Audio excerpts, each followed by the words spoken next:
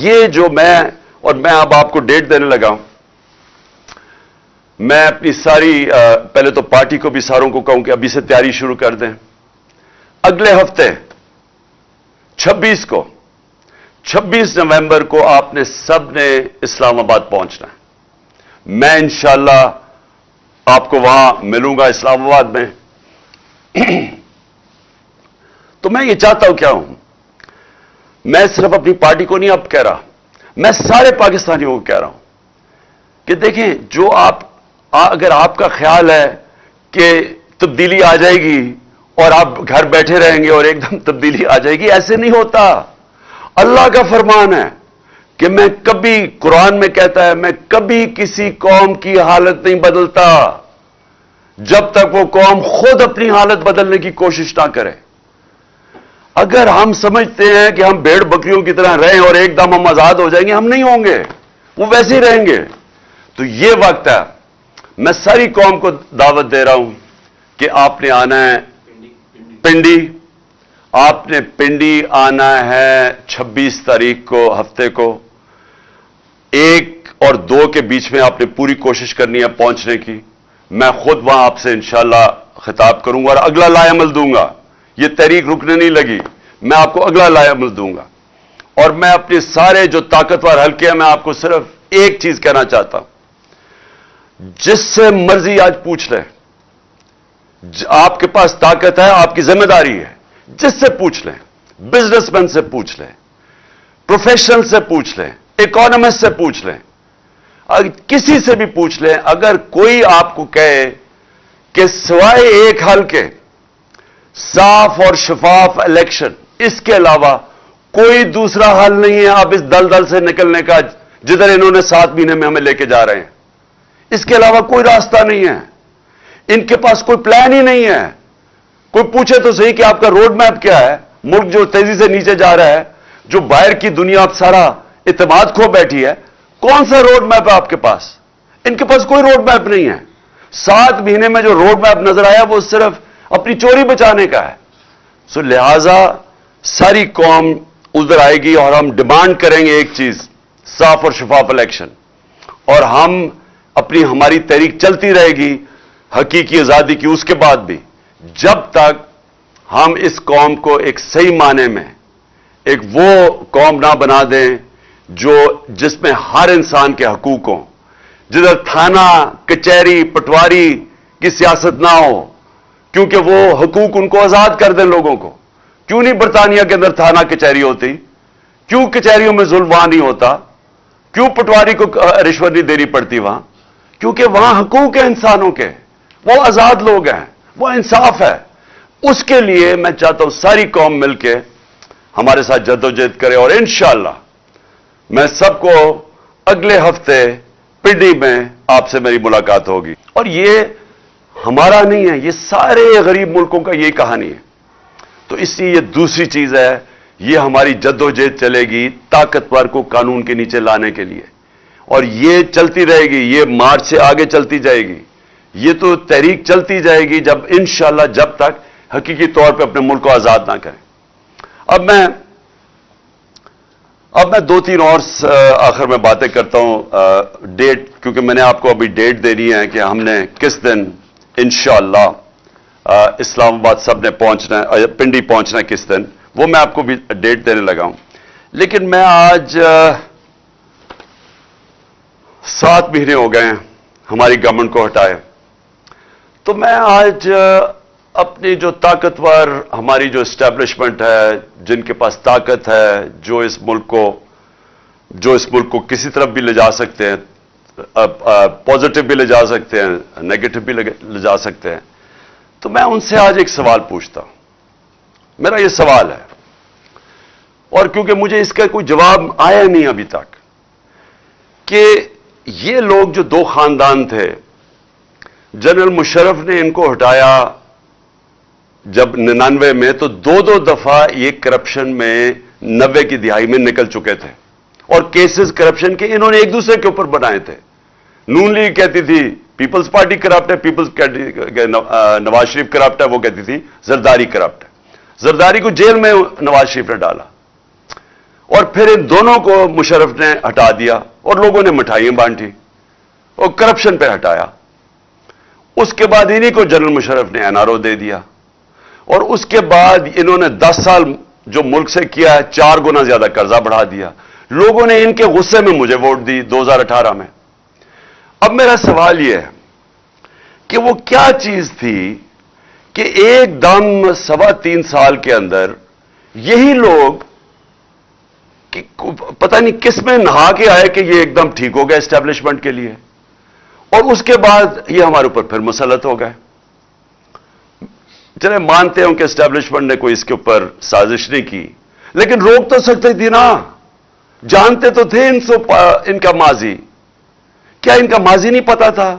فائلیں تو ساری پڑی ہوئی ہیں ایجنسیز کے پاس ان کی چوری کی, سب کچھ. تو کیونکہ میں 3.5 سال پرائم منسٹر تھا, مجھے پتا ہے کہ ساری ڈیٹیلز ہماری ایجنسیز کے پاس پڑی ہوتی ہیں کہ ان کی چوری انہوں نے کتنی کی, تو وہ تو سب پتا تھا.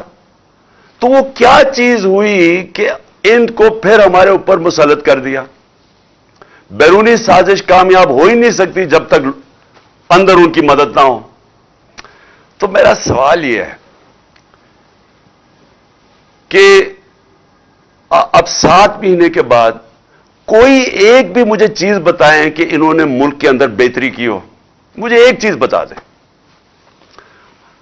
اکنامک سروے پاکستان کی ان کے دور میں پبلش ہوئی, اسی اکنامک ہمارے دور میں نہیں ہوئی. وہ ہر سال جو بتاتی ہے کہ پاکستان کی معیشت کے کیا حالات ہیں, وہ ان کے دور میں پبلش ہوتی ہے, اور وہ کہتی ہے کہ 17 سال کے بعد پاکستان ہماری تحریک انصاف کے جو آخری 2 سال تھے, 17 سال کے بعد بہترین ہماری معیشت کی اضافہ ہوا. اس میں 5.7% اور 6%. یہ 17 سال کے بعد کورونا کے باوجود یہ ہماری معیشت اوپر آ رہی تھی. اسی اکنامک سروے میں لکھا ہوتا ہے کہ 50 سال کے بعد ہماری جو انڈسٹریل گروتھ ہے, جس میں اصل میں نوکریاں ہوتی ہیں, نوکریاں ملتی ہیں, جس میں دولت میں اضافہ ہوتا ہے, وہ ہوتی ہے جب انڈسٹری آپ کی بڑھتی ہے. تو 26 سے 27% ہماری لارج سکیل مینوفیکچرنگ بڑی. فیصل آباد کے اندر مزدور نہیں مل رہے تھے ٹیکسٹائل فیکٹریوں کے. مجھے ٹیکسٹائل والوں نے کہا کہ جناب ہمیں باہر سے منگوانے پڑ رہے ہیں یا مزدوروں کی شارٹیج ہو گئی ہے. تاریخ میں سب سے زیادہ ٹیکسٹائل انڈسٹری کی گروتھ ہوئی, تاریخ میں سب سے زیادہ ایکسپورٹس بڑھی, تاریخ میں سب سے زیادہ باہر بیرون ملک پاکستانیوں نے ہمارے اوپر اعتماد کرتے ہوئے سب سے زیادہ ریمیٹنسز پیسہ بھیجا. تاریخ میں سب سے زیادہ پاکستان کی آمدنی ٹیکس کلیکشن بڑھی. اور تاریخ میں 4 فصلیں جو پاکستان کی تھیں, کیونکہ ہم نے کسانوں کی مدد کی, کیونکہ ہم نے ان کو سبسڈائز کر کے چیزیں دی, انہوں نے اپنی 4.5% ہماری گروتھ ریٹ تھی, یعنی ہماری اضافہ ہوا زراعت میں, جو 17 سال کے بعد تھا. تو جب ملک آگے بڑھ رہا تھا اور جب ہر چیز پازیٹو ہو گئی, کورونا کے مشکل وقت سے ہم نے ملک کو نکال لیا, دنیا نے مانا کہ یہ پاکستان کی جو پرفارمنس ہے کورونا میں, دنیا نے World Economic Forum, World Health Organization, جو اکانومسٹ, اس نے جو اکانومسٹ میگزین نے دنیا کی سروے کی, انہوں نے کہا 3 ملکوں میں سے پاکستان لگاتار 2 سال ٹاپ پہ آیا ہے دنیا میں. تو دنیا نے مانا کہ ہم نے بہترین گورننس دی مشکل وقت میں. کرائسس جو صدی میں ایک دفعہ کرائسس آتا ہے جو کورونا آیا تھا, دنیا کہتی ہے کہ ہم نے سب سے بہترین اس کو ملک کو نکالا. تو وہ کون سی قیامت آ گئی تھی کہ ہمیں اس وقت گرا کے تو ان چوروں کو اوپر بٹھا دیا. اچھا چلا میں مانوں کہ اگر آپ نے شاید کسی کو غلط فہمی ہو کہ شہباز شریف اشتہاروں کے علاوہ بھی ترقی کر سکتا ہے, شاید وہ سمجھتے ہو کہ واقعی وہ کچھ کر سکتا ہے. لیکن یہ ذرا آپ دیکھ لیں, شاید وہ سمجھے کہ اسحاق ڈار جو 2 دفعہ 99 میں بھی اکانومی بینکرپٹ کر کے گیا, پھر 2018 میں پاکستان کی اکانومی بینکرپٹ تھی, اس کے بعد جو شاید انہوں نے سمجھا ہو کہ یہ کچھ سیکھ گیا. تو لیکن آج مجھے 7 مہینے بعد بتائیں, مجھے ایک چیز بتائیں پاکستان کی جو پازیٹو کیا انہوں نے. آج اگر پاکستان کی اپنی بزنسز ہیں، ان کا گیلپ کا سروے ہے کہ 88% بزنس مین کہتا ہے کہ ہم غلط طرف جا رہے ہیں، یعنی ان کا اعتماد چلا گیا اس حکومت پہ. بیرون ملک جو کہ رسک اسیسمنٹ ہوتی ہے کہ آپ پاکستان قرضے واپس کر سکتا ہے یا نہیں، وہ 85% آپ کہہ رہے ہیں کہ پاکستان قرضے واپس نہیں کر سکتا. تو نہ باہر کے لوگوں کو اس پہ اعتماد رہ گیا، نہ اندر کسی کو اعتماد ہے ان پہ، اپنی بزنس کو بھی نہیں ہے. اور تو گورننس کا یہ حال ہے کہ 53% دہشت گردی بڑھ گئی ہے 7 مہینوں میں. تو ان کے پاس تو ٹائم ہی نہیں ہے ان چیزوں کا سوچنے کا. یہ تو اپنے کیسز ہی معاف کروا رہے تھے. یہ تو ہماری پارٹی کو صرف دیوار سے لگانے کی تاکہ کسی طرح یہ مجھے ڈسکوالیفائی کے الیکشن جیت جائے. ان کا تو اور کوئی کام ہی نہیں. تو میں سوال یہ پوچھتا ہوں کہ ان کے تو پیسے باہر پڑے ہیں، ان کا تو سٹیک پاکستان میں نہیں ہے. یہ جو نواز شریف کا تو سارا ٹبر باہر چلا گیا.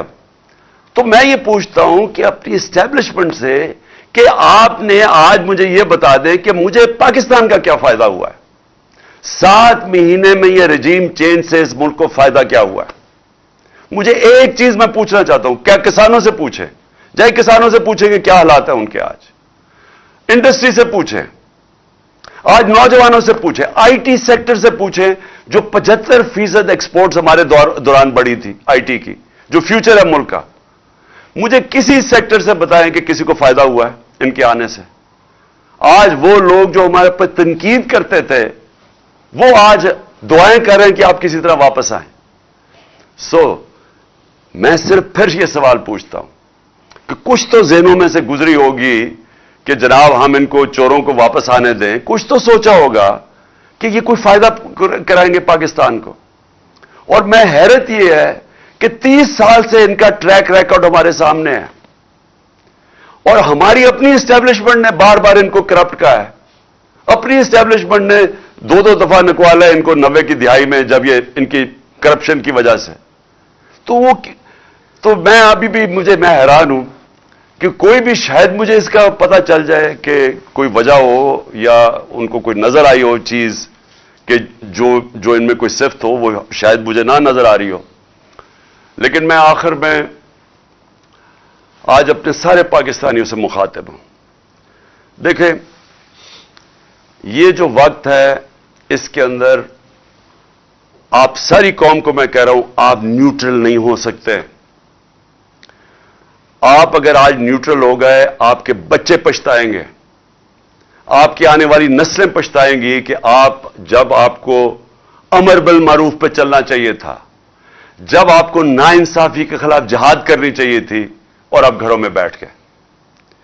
عمران خان کو میں آپ کو پھر سے کہتا ہوں، مجھے کوئی ضرورت نہیں ہے کہ اپنی جان خطرے میں ڈال کے باہر نکلوں. جب مجھے پتا تھا اس کے باوجود، اور جب مجھے آگے بھی پتا ہے، لیکن یہ میں بچپن سے میرے ذہن میں یہ تھا کہ میں کبھی غلامی سے بہتر مر جانا ہے. یہ غلامی ہے یہ جو ہو رہا ہے. میں اپنا FIR نہیں رجسٹر کروا سکا ایکس پرائم منسٹر.